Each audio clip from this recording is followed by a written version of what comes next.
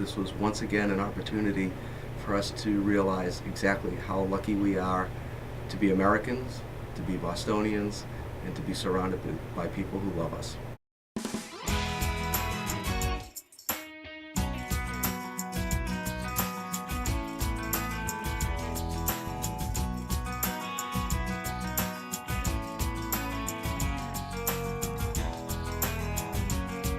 Thanks for joining us. This is Hometown Talents and Treasures on Eagle Radio.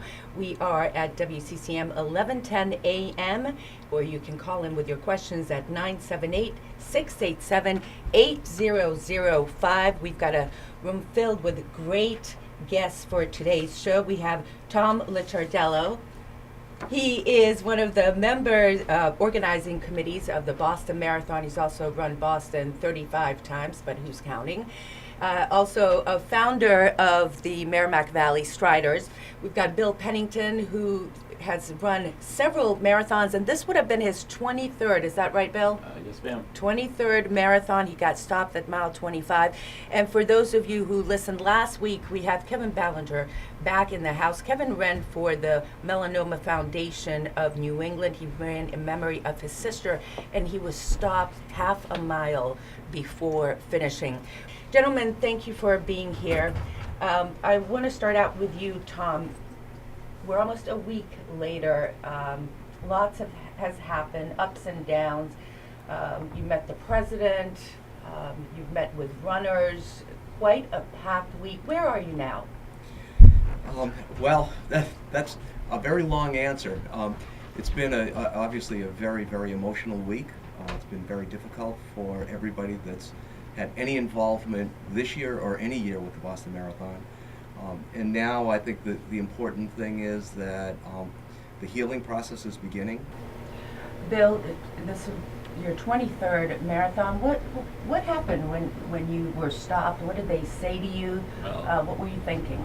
Well, actually, my daughter Melissa was running with me from aisle 21. We were supposed to finish together, and she was getting text messages all the way, and I, being the stubborn old man that I am, I was determined to finish, and she was giving me information that would indicate I really shouldn't do that. We shouldn't do that. We should stop. So a friend of mine just ahead of me about 30 yards went out and grabbed his wife, and I go, Melissa, that guy will know. And so I went up to him, and he said that another bomb had just gone off, and about that time a whole team of special forces vehicles went flying by. And the decision was pretty clear what to do, so we just turned around, and Melissa took very good care of her dad, and she was wonderful. So in some ways it was a really great experience, although extremely sad and still very emotional that those people ruined our dreams. I was feeling really good, and all of a sudden we got to the overpass for Mass Ave, and literally it was like a log jam. Everything just came to a stop, and I was about, maybe 10 people deep right there. We were all like, what's going on? And then as people started filtering down off of Boylston Street onto Comm Ave, and you start to hear the stories about 2 bombs going up at the finish line, then for me, my whole perspective changed in an instant, because I had my wife, my son was there, my mother was there. We were offered tickets to have them be in the stands at the finish line. And as people, continued to tell the story, it's really bad, it's really bad. There were body parts everywhere, and so on and so forth. And I don't have a phone. You're instantly in shock. I think there are 2 really important things that I'd like to express, and first to these 2 runners, and to so many other runners who had their marathon abbreviated. And my wife and I were at the Boston Marathon headquarters on Thursday, and we were there until 8:30 that night, putting medals around the necks of runners who told so many stories and cried so many tears and needed so many hugs. And the message that we tried to deliver is that when they came in and they said, I don't know if I deserve this because I didn't finish. And I think that's what so many feel, but we tried to tell everybody is that yes, you did. You finished the Boston Marathon. You got to a finish line that was artificially designated for you by some coward. The fact that you didn't get to the traditional one wasn't your fault. It was somebody else that interceded. So you finished, you earned that medal, and you should wear it with pride. Well put, Tom. Well put. I like just to point out, you probably know him, John Nixon, and was one of the first persons over that barricade. He ripped apart that barricade before the smoke had even cleared. And I sent him a message, and I go, thank God there's people like you. And all he said was, I did it because someday I hope somebody will do the same thing for me. And that was just the mindset. All those volunteers, Tommy, people like yourself, the DMSC, a little choked up, Dave McGilver's entire staff. I mean, there was no hesitation. I could not believe it. People did not think twice. They just reacted as if they were in there or one of their own. 8,500 volunteers, Tom. Yeah, From all over. They actually this year turned away 1,000 volunteers. So it's a very special event. And I think one of the things that most people don't know is the amount of planning that goes into this event. There is nothing that doesn't have Plan A, Plan B, and Plan C. And from a security perspective, I will tell you that if it had to happen, there's no other marathon in the world that was more prepared than the Boston Marathon. From tactical support, from the medical support, from the contingency planning. Talk about the healing mass. That was so extraordinary with the president coming in and the first lady. You got to meet the president. Describe the scene in there. I'll tell you afterwards, as I was walking out, I said, I've had an awful lot of oh my God moments, but this was the oh my God of oh my God moments.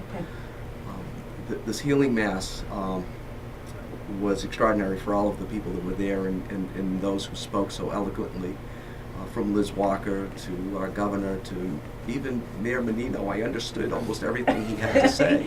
And he was in a wheelchair, poor guy. Wheelchair. And one of the things that all of us on the organizing committee heard him say is, next year it will be bigger. Scared a few of us. But those of us on the organizing committee had an extraordinary opportunity. We did not go into the cathedral, but we were next door at Cathedral High School, where they had arranged for members of the organizing committee to meet personally with the president. And so my wife and I were there. He came in and spoke, and he shook hands with each one of us and spoke with us. What did he say? I shook his hand. Well, his speech was just, you couldn't help but have a lump in your throat. But when he reached to me and reached out his hand and gave me a very, very firm handshake, and he looked down on me and smiled, and I said, Mr. President, we know you can run. And he said, yeah, but maybe not 26 miles. And then he reached for my wife's hand, and she said, Mr. President, we love you. And he looked into her eyes and said, and I love you. Well, she melted. Yeah. It was an amazing moment and one that I'll never, never forget. And to have those kinds of folks care enough to be there was so important. It was really the beginning of the healing. Yeah, it was extraordinary for me. I have family in Hungary, and I have friends all over the country. Immediately on Facebook, on email, the outpouring of concern, of affection, even though they knew that I didn't live right in the heart of Boston, that it would affect us, because it really did affect everyone around the world. Kevin, any kind of healing for you? Did it offer you anything? Every bit of what I took in from the media this past week has offered some healing in one form or another. People are talking about, geez, I didn't deserve the medal, I didn't cross the finish line, so on and so forth. And I'm listening to these stories not only with people that I knew, but people that I didn't know on TV. And, it finally hit me, and I put on my Facebook page, I said, you know, in terms of our team, and I know many people that have ran for other charities that I got to see in my corral, in my way before leaving, and I posted, I said, you know, I said, we all accomplished our goal that day. I said, our goal as a runner running for charity was to reach out and help people that we didn't know, and at the end of the day, run a race. Yeah. So, from my perspective, we actually earned our medals getting to the starting line as opposed to the finish line. Well said, Kevin. Good for you. Yeah. And positives that I took away from that day is, you know, conquering the hills in Newton and feeling great doing it, and actually going by people, and I'm thinking, yeah, this is the best. And then when I crested the top of Heartbreak Hill, I happened to see in front of me 2 Team Hoyt shirts, and I had said to myself, leading up to that, I'm like, it would be great just to see the guys that day. So I get to the top of Heartbreak Hill, and I realized that right beside me, shoulder to shoulder, was Dick and Rick Hoyt. Wow. Running with 2 members of their team. And I just remember looking down over my shoulder saying, way to go, guys. You know, so I think for me, it's trying to take away the positive experience of that day, combine that with just the overall goodwill of human nature that took over in the wake of such a tragedy. Bill, Tom, Kevin, any comments when you heard that these bombers were, one of them dead, the other one captured? What was your reaction? Relief, but the impact had happened. What they did was done, and they needed to be caught. They needed to be brought to justice. I didn't shed a tear that the first one died. I think I'm happy that the second suspect is alive, so that we can gather whatever intelligence is possible. Probably no real justice that can equal the heartache and the disappointment of all the people, and the loss of family members and legs and arms. And you know, there's not a death penalty or taking a walk across Death Valley. You can't bring back the damage, you know, that was done to, you know, something that we treasure. But as, you know, as several people have said, you know, it will just make us stronger. And the goodness of all people like Tom and Kevin and the thousands and thousands of people and the millions across the United States and across the world will see, you know, Boston and people will step up and do the right thing. And it's a great opportunity. The outpouring of emotion from so many people and the strength of conviction that we're Boston strong. You know, the only time I tell people I'm from Boston is when I'm in Europe. But I think we're all from Boston now, and I think the stories you've heard from Bill and Kevin and Coop are just testimony to how we all take this very personally. And I think it's important for us to remember that there were 2 things that happened on Monday, and one of them was still the marathon, and the joyous part of that we all got to experience, the part where we saw nothing but smiling faces and people jumping with joy as they crossed the start line, and the smiles and the cheers and the high fives. That was very, very important. Then there was a second story, and that story will not keep us from having a new story this coming year. Tom, how's the marathon going to be different next year? Oy. I know it's preliminary, but... Well, there are a couple of things that are kind of interesting. I was talking with McGilvery, and he said based on the number of people who have said that they are absolutely positively going to be there next year, we've got bad news from Hopkinton. We're going to have to mow down most of the center of town and build bigger roads. So I don't know. That everything's wide open for discussion. I don't know. Maybe it'll be like the 100th, where we had 39,000 people there. The unfortunate thing is we live in a free society, and at 4 hours and 9 minutes into the event, spectators were walking up and down Boylston Street, which is part of why it's such a great event. You can only promise a safe event. You can't guarantee that something awful won't happen. Ronnie, next year? Yeah, I'll be back.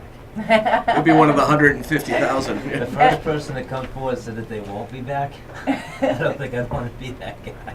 No, I'd be back. In fact, over the last couple of days, you know, I don't know how this would come to be, but something that I carried just in my mind and in my heart in terms of, you know, we can't bring back, you know, the four that are lost, but if there's an injured person out there that wants to participate, I'd be the first one to volunteer to push them. Bill, you know, you trained people that were running for charities, and this year, I believe, Tom, and correct me if I'm wrong, the largest number of people running for some kind of a charity. Well in excess of $10 million was raised. I believe the number was closer to $15 million this year. I guess the question is, will this type of thing deter people from coming and running for charity, or will it make them even more resolute, like Kevin was saying? That it's going to be astounding how many people want to run. As Bill said before, marathoners know how to face adversity, know how to deal with the uncomfortable, and that's what they do. And next year, everybody's going to want to be there. The streets will be mobbed. People will be there. That part of the marathon will not change. Yeah, I agree. It's it'll probably be almost uncontrollable, with all due respect to Dave and his staff, but we live in a free society. And I've heard from no one, usually like Kevin says after the marathon, or Steve Cooper said, you know, we think about maybe doing it next year. There's no one thinking about it. They're all going to do it. And you know, and people like my daughter and other people are going to come and do it who have never done it before. So I think Dave's got his work cut out for him. But, you know, if anyone can do it, Dave can do it with his staff and people like Tommy. You know, he's going to do the right thing, and like he's always done, and people will respect what Dave says. And I think it will be phenomenal like it is always. So it'll be a great opportunity for those people to finally have closure. And I think that, you know, the fact that it went off when the charity runners were starting to come across the finish line, I think even speaks volumes to, you know, like you say, the outpouring next year, and especially what you saw after the fact. The charity runners are out there trying to give something to somebody else, trying to do something good for somebody else. And then when you see what happened in the aftermath, this whole week has been doing for others that we don't know. You know, and giving that back and paying that forward, so to speak. So I think next year, yeah, I think it's going to be an incredible task. But my hat's off to you and your whole entire crew. And Steve, while I still have you on the phone, great job in terms of reporting the story. I felt a lot like you did in the aftermath. It took me a little over 2 hours to find my loved ones, but walking through those hedges and turning down the street and meeting my family in front of Cheers, that was, you know, that was better than crossing any finish line this year. Final thoughts. Kevin, let's start with you. Proud. Summed up in a word. Yeah. Proud. You know, proud that I participated in the Boston Marathon. Proud to see the goodwill of human nature. Proud to be from Boston. Proud of the work that you know, the general public did down in Watertown in supporting their local law enforcement agencies. Proud of all the work that the EMTs did. Just proud. Oh, well put. Bill? Well, as some of you may know, I put on a race called Run for the Troops, and this year our target house to be built was for Kevin Du Bois. And, oh boy. My daughter actually saw him doing the Boston Marathon. I go, nah, he never mentioned anything to me about that. And Kevin did do the Boston Marathon in a hand cyclist event, finishing 4th in his category in 1 hour and 44 minutes. And, you know, all those people who serve and protect our country, we can't forget the troops throughout the world, and right down to the people in Andover, Mass, who keep us safe. runforthetroops5k.com, right? Yeah. Bill, thank you. And Tom, final words from you.